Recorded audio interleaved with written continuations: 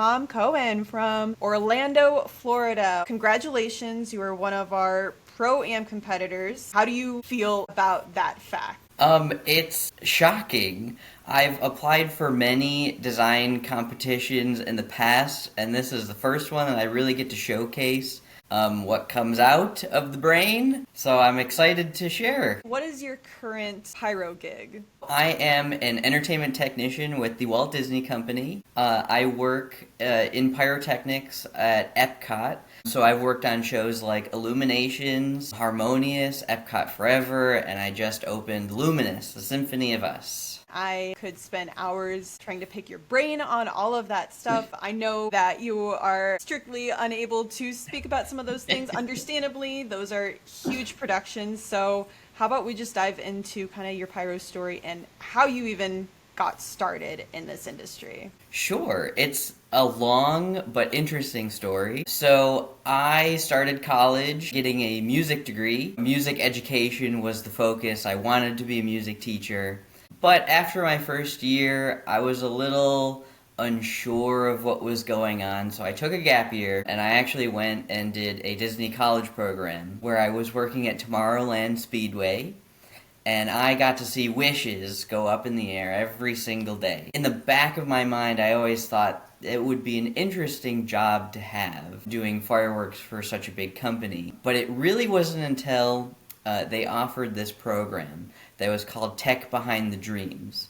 And when I got the rejection letter for that program, I was more upset than I thought I ever would be. I returned to college and decided that I'm going to change things up. So I did music and theater side by side and started to research a little bit about pyrotechnics, where I got my start at Young Explosives out of Rochester, New York. I did a couple 4th of Julys with them. Straight out of college, I applied for an entertainment technician internship at Disney and was hired full-time right away. So I started in pyrotechnics out of happenstance with Disney straight out of college, so it was a really convenient placement.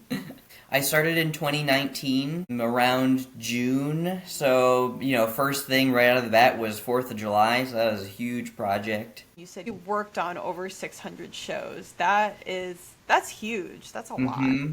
So, our day-to-day, you're on a fireworks display every single day.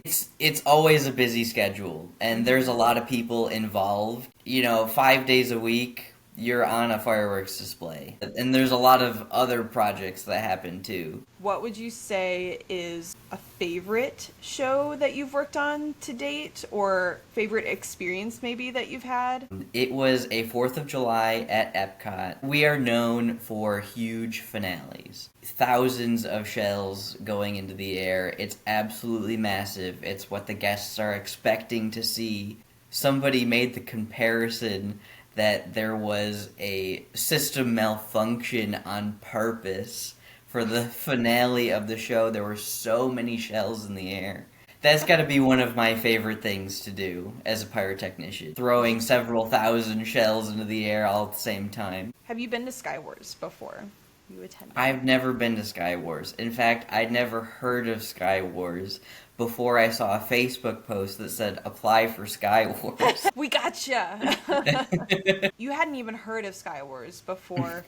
What are your initial impressions of this crazy event that we put on? I really had no idea, and it wasn't until after that I got the acceptance that I started seeing what previous year competitors have done, and I was really like, oh, I'm gonna have to kick up my game a little bit. Yeah, it is truly the perfect pyro playground where you can pretty much try anything and everything within, of course, the rules of the competition. But you've got a huge field on there. You don't have any like castles or any kind of set pieces. Yeah, no provided scenery. for you, so you gotta bring everything that you're gonna do. I've got a few experiments we're gonna try at the event. I Awesome. won't give too much away, but it's probably gonna be a lot of effects that this audience hasn't seen before. How far along are you in scripting? I have most of my opener and closer. I'm working with a vendor who is making some special product for me, so I've kind of left the middle 3 minutes specifically for them. That's really cool to see. You're getting some custom special effects going? Almost everything in this show is being made specifically for this show. Whoa, that is exciting. I've sourced mostly domestic manufacturers. Really, Raccoon is going to be the only non-domestic manufacturer. Everything else will be made right here in the US. My two vendors that are going to supply most of the show are Santorian Sons and Spectrum Pyrotechnics. I'm prepared to be wowed by that, so that'll be really special for our audience. What would you say like your style is as far as like music and soundtrack? Okay, so I love classical music. Obvious. I have a music degree. I always try to gravitate towards that style. You're also a musician as well, I presume. What do you play? My primary instrument is percussion. It's a lot of like drums, marimba. I dabble in piano, other things. You strike me as kind of like an artist type, and so this feels like, music and pyrotechnics, which of course blend beautifully together. This just kind of seems, another paint in your palette for expressing yourself. Now having this opportunity to essentially bring music to life and paint the sky with these emotions and these feelings. Does that resonate with you at all?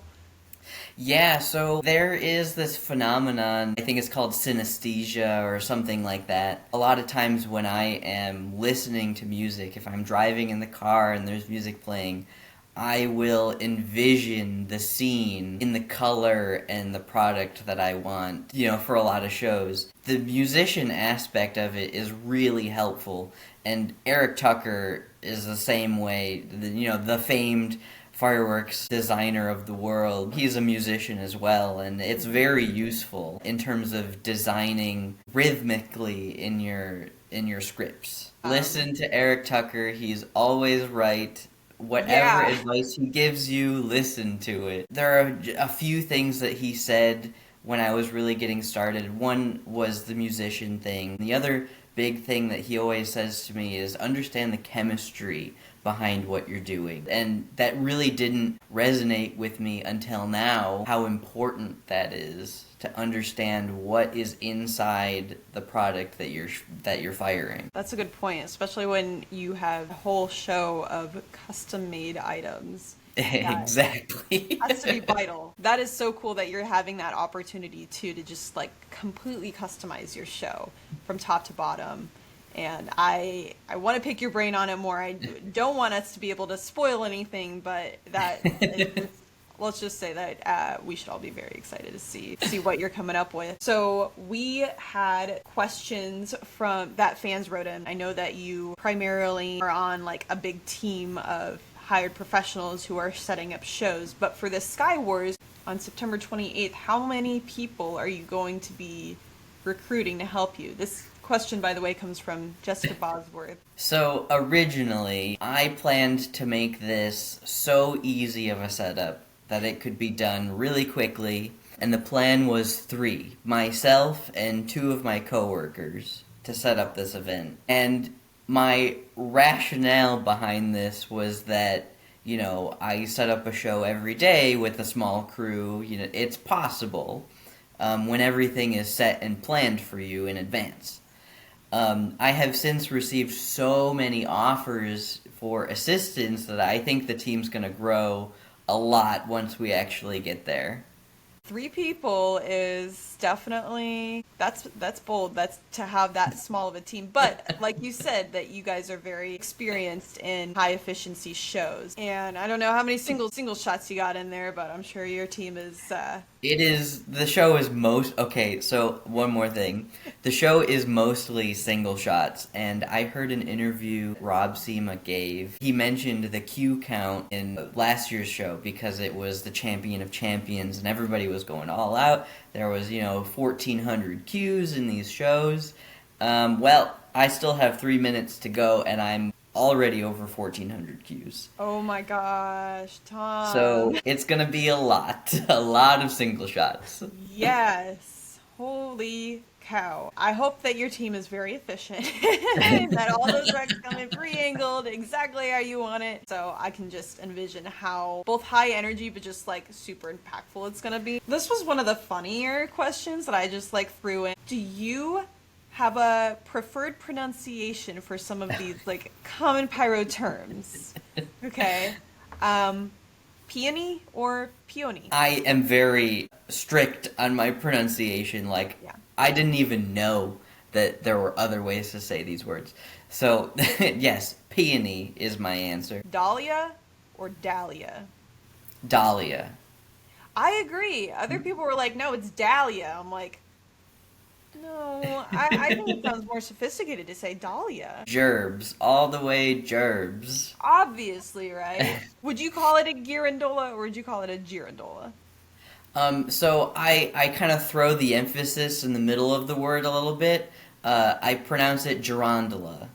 Girondola, really? Okay, I have not heard of that one. If you prefer, you could use the Spanish equivalent, which is voladeras. Voladeris. Oh. If you're looking at the translation, it translates to flyers. Let's see, Nicole Mickret, John Mickret's wife, he's one of our pro competitors. She actually wrote in a question that was like, when did they get their pyro significant others back? I thought that question was so funny when I saw it because, Mike and I, my boyfriend and I, we haven't really separated at all. I think we've spent the most time together recently than ever before. So we are inseparable. I don't know what they mean by that question. I think somebody's working a little bit too long in the office.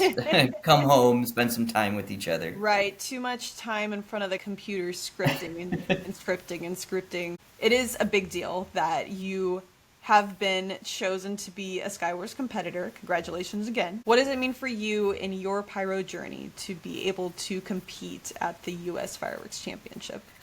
Yes, so my career goals, I really want to be a full-time fireworks designer, and I've come very close on many occasions, but the feedback I always get is that you just haven't produced from start to finish enough shows, or you haven't worked with an AHJ closely enough, or working with sourcing materials from manufacturers. So this is really incredible for me because I am finally achieving all of those things from start to finish, sourcing, designing special product, working with an AHJ. So this is the perfect opportunity for me, and I'm very happy that I get to do it. You're hoping to basically add this to your pyro resume so that you can become one of those lead show designers, right? Exactly. That's absolutely amazing, and I love to hear that Skywars can potentially be that part. And I think whatever happens on that field, as long as you put up a beautiful show and it goes off as you want it to be, I think that is probably a dream that's going to come true for you very soon. Once again, congratulations on being a competitor Skywars 2024 this year in the Pro-Am division. I hope you're looking forward to it because we definitely are. And we will definitely catch up with you here in a few months to see how your show is going. All right, sounds good.